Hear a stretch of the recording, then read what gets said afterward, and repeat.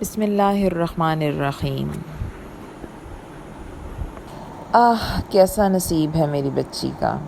اماں کی ٹھنڈی آہ نے اس کے وجود کو وہیں منجمد کر دیا تھا۔ وہ جو چھٹی کے روز اماں کے لیے خاص الخاص ان کی پسند کی آلو کی بھجیا بنا کر گرما گرم روٹی کے ساتھ لا رہی تھی، وہیں ٹھہر گئی۔ اماں کے ہاتھ میں موبائل تھا اور وہ اس کی اسکرین کو دیکھ کر دکھی ہو رہی تھیں۔ فون کس کا تھا وہ سمجھ سکتی تھی لیکن کچھ کر نہیں سکتی تھی۔ اماں ہمیشہ اسے دیکھ کر ٹھنڈی آہیں بھرا کرتی تھیں، ایسا اس نے اپنے بچپن سے ہوتے ہوئے دیکھا تھا۔ وہ ماں کی اکلوتی بیٹی تھی جسے ابا کے انتقال کے بعد انہوں نے بڑی محنت کر کے رات رات بھر لوگوں کے کپڑے سلائی کر کے پالا تھا۔ نہ صرف پالا تھا بلکہ آج اس مقام تک پہنچانے والی بھی اماں ہی کی محنت تھی۔ وہ شہر کی ایک بڑی دوائیوں کی کمپنی میں اچھی پوسٹ پہ ملازم تھی۔ اماں کی بینائی کمزور ہونے کی وجہ سے وہ ان کی سلائی کا کام چھڑوا چکی تھی۔ جب وہ کما سکتی تھی تو اماں سے کیوں کمائی کرواتی؟ یہ عمر ان کے آرام کی تھی۔ اب گھر اس کی کمائی سے چلتا تھا اور گھر میں وہ ہر سہولت موجود تھی جو وہ اپنی ماں کے لیے ہمیشہ سے سوچتی تھی۔ بس اب ایک ہی آرزو ہے، تجھے اپنے گھر کا کر دوں۔ اماں اس کے سر پر ہاتھ پھیرتے جب بھی دعا دیتی اپنی اس خواہش کا برملا اظہار کرتی جس سے وہ قریب قریب چڑھنے لگی تھی۔ میں چلی گئی تو آپ کو کون دیکھے گا، کون سنبھالے گا؟ بڑے اندیشے تھے اس کے اندر شادی کو لے کر، اور سب سے پہلا خدشہ تو اماں کے اکیلے رہ جانے کا تھا۔ کبھی کبھار وہ سوچتی کہ اللہ نے اب تک اسی لیے اس کا نصیب کسی سے نہیں باندھا کیونکہ اس کے جانے کے بعد اس کی ماں اکیلی رہ جائے گی۔ پگلی بیٹیوں کو تو جانا ہی ہوتا ہے، آج نہ سہی کل سہی۔ جب بیٹیاں پیدا ہوتی ہیں تبھی سے ماں باپ اس حقیقت پر آنکھیں بند کر کے یقین رکھتے ہیں، بیٹیاں پرایا دھن ہوتی ہیں، وہ سدا ساتھ نہیں رہتی، نہ ہی رہ سکتی ہیں۔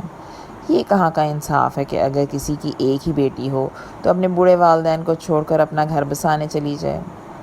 یہ تو ہمیشہ سے ہوتا آیا ہے۔ اب میرا مقدر کہ تیرا باپ میری جوانی میں ہی میرا ساتھ چھوڑ گیا تھا اور تیرے علاوہ میری کوئی اولاد نہیں ہو سکی، اپنے بڑھاپے کے لیے تیری جوانی برباد کر دوں کیا؟ بیٹیاں اس لیے نہیں ہوتی تو کیا بیٹیاں بس پال پوس کر بیاہ دینے کے لیے ہوتی ہیں؟ اس کا کوئی حق نہیں ماں باپ کی خدمت کا؟ یہ بھی تو ہو سکتا ہے کہ بیٹی اپنا گھر بھی بسائے اور ماں باپ کے ساتھ بھی رہے۔ اماں اس کی ایسی باتوں پر ہنس دیا کرتی تھیں۔ وہ نئے دور کی لڑکی بالکل نئی نئی منطق نکال کر لایا کرتی تھی۔ ایسا کہاں ہوتا ہے؟ کیوں؟ جب بیٹیاں پڑھا لکھا کر اس قابل بنائی جا سکتی ہیں کہ وہ اپنا کمائیں اور گھر چلائیں تو یہ بھی ہو سکتا ہے کہ بیاہ کر اپنے ماں باپ کے ساتھ رہیں، ان کا سہارا بنیں۔ اماں اس کی باتیں سن کر جیسے سوچ میں پڑ جایا کرتی تھیں۔ وہ سیدھا سبھاؤ انہیں گھر داماد کا مشورہ دیتی تھی اور یہاں تو انہیں داماد ہی نہیں مل رہا تھا۔ پتہ نہیں جس شہزادے کا میں تیرے لیے انتظار کر رہی ہوں وہ کبھی آئے گا بھی کہ نہیں۔ بیٹی کو دیکھ کر وہ بجھے دل سے سوچا کرتی، انہوں نے تو اپنے تئیں اس کی شادی کی کوششیں تب سے شروع کر دی تھیں جب وہ BSc کر رہی تھی۔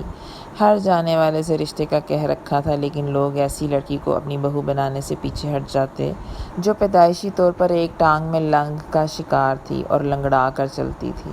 اس کی بھولی صورت، معصوم اور سادہ فطرت، بڑی بڑی غزالی آنکھیں، ڈگری پرورش کسی کام کے نہ رہے تھے۔ ہر ایک شے پر اس کی ٹانگ کا یہ لنگ بھاری پڑ رہا تھا۔ بھلے وہ چل سکتی تھی، دوڑ بھی سکتی تھی، ہر کام کر سکتی تھی لیکن پھر بھی دیکھنے والے تو یہی دیکھتے تھے نا کہ اس میں پیدائشی طور سے ایک کمی ہے۔ جب جب اماں رشتے والوں کے چہرے پہ اسے دیکھ کر بیزاری اور انکار پڑھتی، ایک مایوسی ان کے اپنے چہرے پر گھر کر جاتی اور ایک فجر کے چہرے پر۔ پھر آئے دن رشتے والوں کے آنے جانے اور ان کے سامنے حاضری دینے سے وہ تنگ پڑنے لگی تھی، چڑنے لگی تھی۔ کبھی کبھی وہ چڑھ کر ماں سے کہہ دیتی، اماں شادی کرنا کوئی ایسا بھی ضروری نہیں جس کے لیے ہار آئے گئے کے سامنے پیش ہو، تذلیل سہوں۔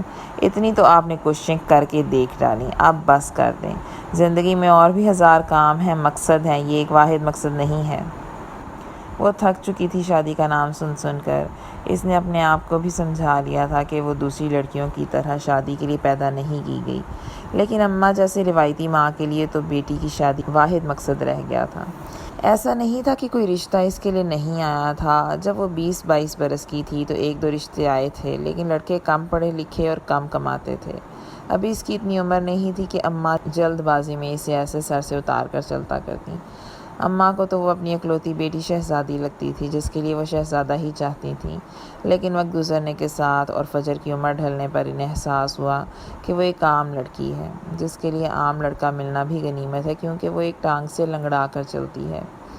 شہزادوں کا انتظار کرنا چھوڑ دیں اماں، وہ صرف کہانیوں میں ہوا کرتے ہیں، جو مظلوم اور بے بس شہزادی کو آ کر اپنے ساتھ لے جاتے ہیں اور سب ہنسی خوشی رہنے لگتے ہیں۔ یہ زندگی ہے اور یہاں ایسا نہیں ہوا کرتا۔ سب اچھا کہانیوں میں ہی ہوا کرتا ہے، حقیقت میں نہیں۔ اصل زندگی میں تو اچھی خاصی لڑکیاں ماں باپ کی دہلیز پر بیٹھی رہ جاتی ہیں، میں تو پھر بھی لنگڑی ہوں۔ وہ اماں کی فکر پر اکثر طنز کر جاتی تھی، لیکن وہ ماں تھیں، کیسے فکر کرنا چھوڑ دیتی۔ اس کے آئینہ دکھانے پر مزید دکھی ہو جاتی۔ اس کے چڑھنے سے بس اتنا فرق پڑا تھا کہ اماں نے ہر آئے گئے کے سامنے اس کے رشتے کا ذکر کرنا چھوڑ دیا تھا۔ وہ دل میں دعا کرتی، سب اللہ کے سپرد کر چکی تھیں، جب اس کا نصیب کھلے گا تو پتہ بھی نہیں چلے گا۔ وہ بس اپنے آپ کو تسلی دیتی اور یہی جملہ دہراتی رہتی۔ ابھی بھی اماں کا لانے والے رشتے کی جانب سے انکار سن کر ہی دکھی ہو رہی ہوں گی، وہ جان گئی تھی، لیکن اماں کو تسلی دینے کے لیے اس کے پاس الفاظ نہیں تھے۔ وہ اپنے لیے دکھ محسوس کرنے سے کہیں زیادہ دکھ اماں کے لیے محسوس کرتی تھی۔ وہ بے بس تھی، بالکل ویسے ہی جیسے اس کی ماں بے بس تھی۔ ان کے محلے میں 2 گھر چھوڑ کر دوسری منزل پر کوئی نئے کرایہ دار آئے تھے۔ انہیں آئے مہینہ ہو چکا تھا، مگر اماں جوڑوں کے درد کی وجہ سے ان سے ملنے نہیں جا سکیں۔ خالہ منظورہ، جو اماں کی دکھ سکھ کی ساتھی تھیں، بتاتی رہتی تھیں کہ اچھے لوگ ہیں، ملنسار اور سادہ مزاج۔ ایک روز خالہ منظورہ ہی ایک نفیس سی خاتون کے ہمراہ اماں سے ملنے آئی تھیں۔ وہ خاتون وہی تھیں جو ابھی مہینہ پہلے وہاں شفٹ ہوئی تھیں۔ اماں کو ان سے بات چیت کرنے کے دوران ہی پتہ چلا کہ وہ اپنے بیٹے کا فجر کے لیے رشتہ چاہتی تھیں۔ بیٹا ان کا باپ کے ساتھ اپنے کپڑے کا کاروبار کرتا تھا، پڑھا لکھا تھا اور آمدنی بھی اچھی تھی۔ یہی 2 گلیاں چھوڑ کر وہ لوگ اپنا گھر بنوا رہے تھے، اسی لیے کرائے کے گھر میں شفٹ ہوئے تھے تاکہ گھر کی تعمیر جلدی اور بآسانی مکمل ہو جائے۔ بہت فرما بردار بیٹا ہے میرا، بس بچپن سے اس کی ایک آنکھ کی نظر نہیں ہے۔ علاج بھی کروایا اور آپریشن بھی، لیکن ڈاکٹر کہتے ہیں کہ اللہ کی طرف سے ہی نظر نہیں ہے۔ آپ کی بیٹی کا رشتہ اس لیے مانگنے آئی ہوں کہ منظورہ باجی نے آپ کی بیٹی کی بڑی تعریف کی ہے۔ آپ بھی ماں ہیں، اگر اپنی بچی کا دکھ سمجھتی ہیں تو میرا اور میرے بیٹے کا دکھ بھی سمجھ سکتی ہوں گی۔ یہ سب کمیاں تو اللہ کی طرف سے ہیں، نہ آپ کی بیٹی اس کمی سے چھوٹی پڑ گئی اور نہ میرا بیٹا۔ وہ دونوں اپنی اپنی جگہ مکمل اور خوش رہ سکتے ہیں۔ اماں نے تو نہ ہوں کی نہ ہاں، بس خاموش رہیں اور سوچنے کے لیے وقت مانگ لیا۔ انہوں نے رات ہی فجر سے بات کی تھی۔ فجر نے بغور انہیں دیکھا۔ آپ کا دل کیا کہتا ہے اماں؟ ہر ماں کی طرح میں بھی اپنی بیٹی کے لیے کسی شہزادے کی منتظر ہوں، لیکن فیصلہ تو تیرا ہی ہے۔ اماں، اس رشتے میں کوئی مذائقہ نہیں، بلکہ سچ پوچھیں تو میں ایسے شخص کے ساتھ ہی خوش رہ سکتی ہوں جو میری کمی کو میری کمزوری نہ سمجھے، نہ مجھے کسی احساس کمتری میں مبتلا ہونے دے، نہ خود ہو۔ میں لنگڑی تو وہ اندھا، دونوں ایک دوسرے کی کمی سے اچھا نباہ کر سکیں گے۔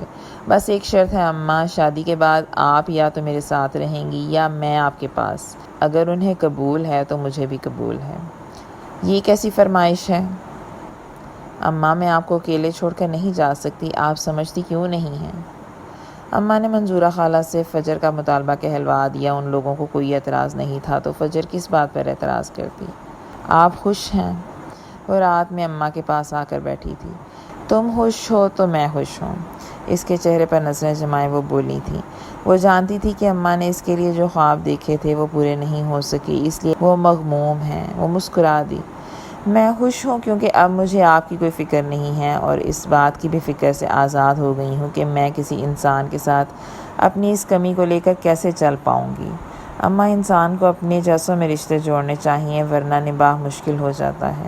آپ میرے لیے شہزادہ چاہتی تھیں تو یہی وہ شہزادہ ہے جو اللہ نے آپ کی بیٹی کے لیے بھیجا ہے۔ زندگی کے شہزادے وہ ہوا کرتے ہیں اماں، جو آپ کی بیٹی کو مان سے لے کر جائیں اور عزت محبت دے کر بسائیں، پھر بھلے وہ ایک آنکھ کی بینائی سے محروم ہی کیوں نہ ہو، بس وہ آپ کی شہزادی کو خوش رکھیں۔ اماں اس کی بات پر مسکرا دیں۔ شہزادہ تو ان کی بیٹی کے لیے آ گیا تھا کیونکہ وہ مسکرا رہی تھیں اور دل مطمئن تھا۔ اس طرح کی مزید کہانیاں سننے کے لیے ہمارے چینل کو سبسکرائب کریں اور بیل آئیکن کو پریس کریں اور ہماری ویڈیوز کو شیئر کریں۔ شکریہ۔